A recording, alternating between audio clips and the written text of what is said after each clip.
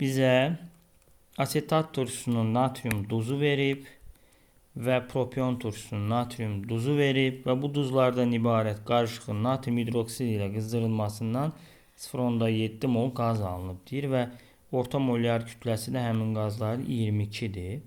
Deməli biz bilirik ki, qələvi məhlulun reaksiyasından buradan bu hissəyə görə metan qazı alınacaq.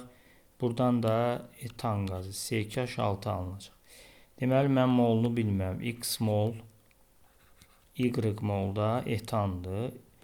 Metanın emeri olacaq 16, etanda 30, 22 alacağım. Diagonal üsulla əldə eləyəndə bura 6 eləyir, burada 8. Deməli buradan x bölünsün y bərabərdir 8 bölü 6. Burada eləyir 3'də 4.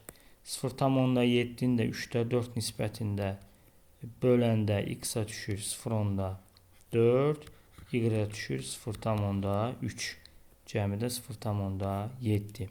Natrium formiatın emeri. Emer birincinin emeri 82 eləyir. İkincinin emeri eləyəcək 96. Deməli duzların ümumi kütlə 82 vurulsun 0,4 üstə gəl 96 vurulsun 0,3. Bu da 61,6 eləyəcək bizim cavabımız.